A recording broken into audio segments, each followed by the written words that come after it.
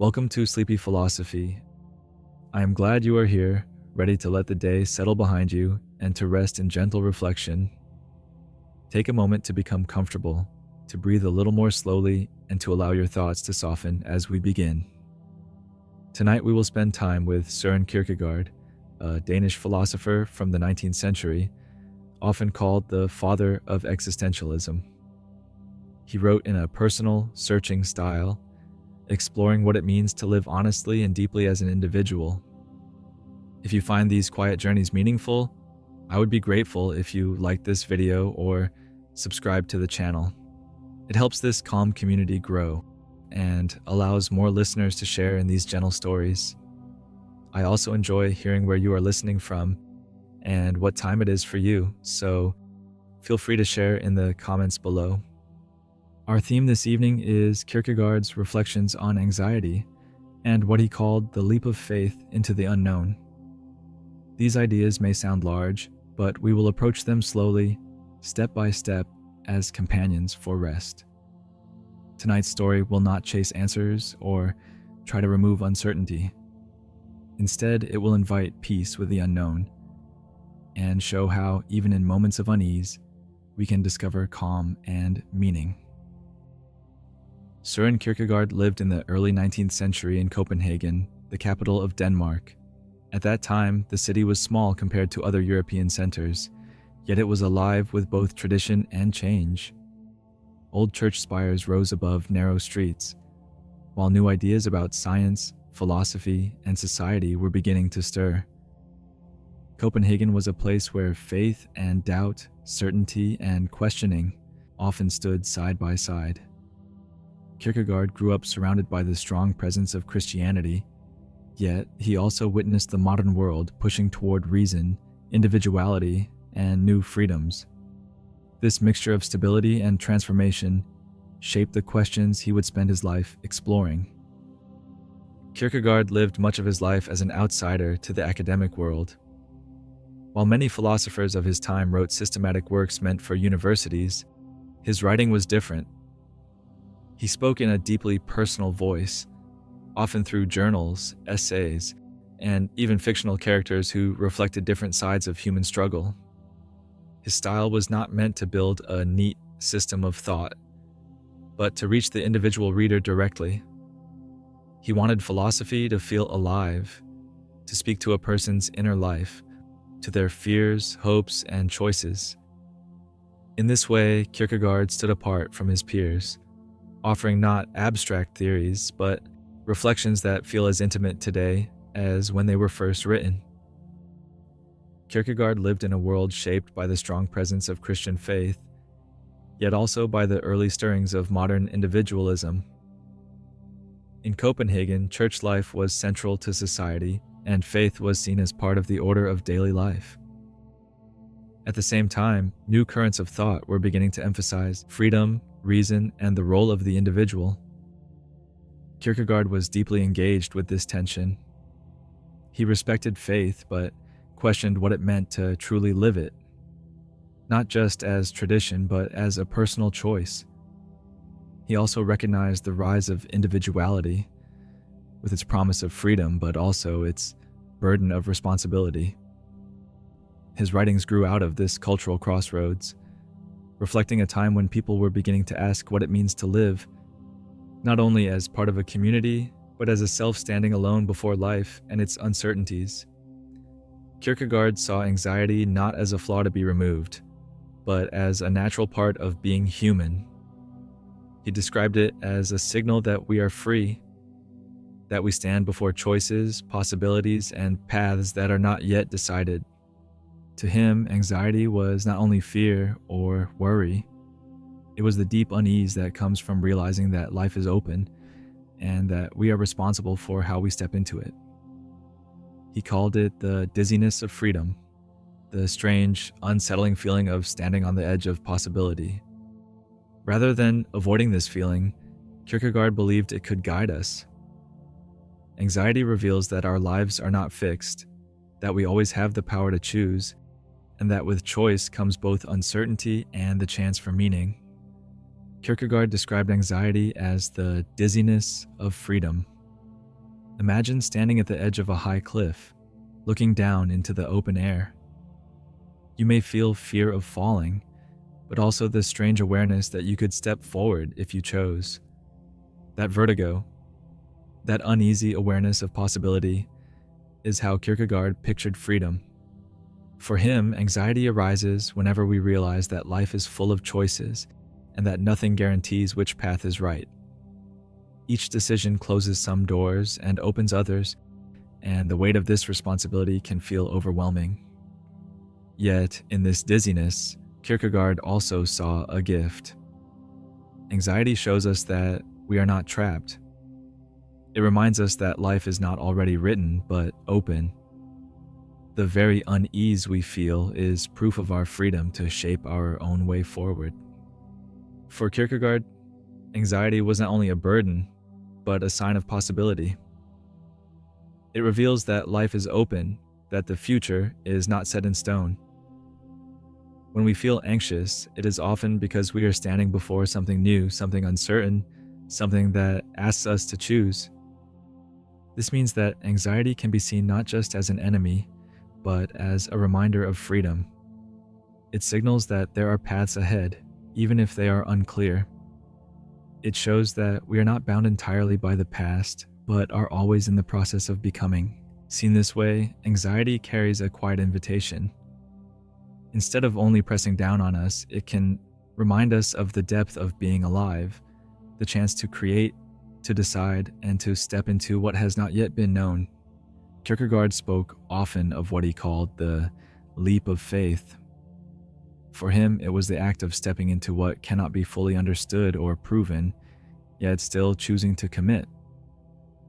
He believed that life's deepest truths could not be reached by reason alone, because reason always stops at the edge of uncertainty. The leap of faith was not about ignoring doubt, but about living with it. It was the courage to move forward even when clarity is not guaranteed. Kierkegaard thought this leap was central not only to religious faith, but to the human experience itself.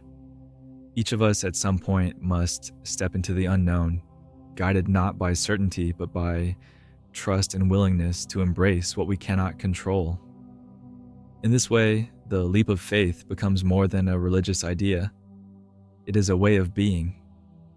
It is the moment when we choose to act, to love, to change, or to begin again, even though the outcome is uncertain. For Kierkegaard, this was where true life begins, not in safety, but in the mystery of the unknown. Kierkegaard was clear that the leap of faith is not blind belief. It is not about closing one's eyes and ignoring doubt. Instead, it is about facing uncertainty honestly and still choosing to commit. He saw that life is never free of unknowns. No amount of reasoning can remove all risk, all possibility of change, or all chance of disappointment. Yet, rather than waiting for perfect certainty, he suggested that meaning arises when we act anyway. The leap of faith is a way of living with uncertainty. It is the choice to step forward, to give ourselves to a path, a relationship, or a calling, even when we cannot predict where it will lead. In Kierkegaard's eyes, this willingness to commit in the face of uncertainty is what makes life both difficult and deeply meaningful. Kierkegaard's leap of faith reminds us that the most important steps in life rarely come with guarantees. Choosing a path, starting a relationship, beginning new work, or simply deciding to change, none of these moments arrive with certainty. Instead, they ask us to move forward with trust, even as doubt lingers. This can feel frightening, but it is also what makes these steps so powerful. They open us to growth, to transformation, to experiences that could never come if we waited for perfect clarity. In this way, uncertainty becomes part of the meaning itself. It is the leap, not the guarantee, that carries us forward. Each choice made in the presence of doubt becomes a quiet act of courage that shapes the story of our lives. Take a moment to think softly about your own experiences of uncertainty and choice. Perhaps you remember a time when the path ahead was unclear, yet you still had to decide which way to turn. It may have been something small, like taking on a new routine, or something much larger, like stepping into a new chapter of life. In those moments, you may have felt the unease of not knowing what would come, along with the quiet courage it took to move forward anyway. Kierkegaard would remind us that these feelings of anxiety and uncertainty are not signs of weakness.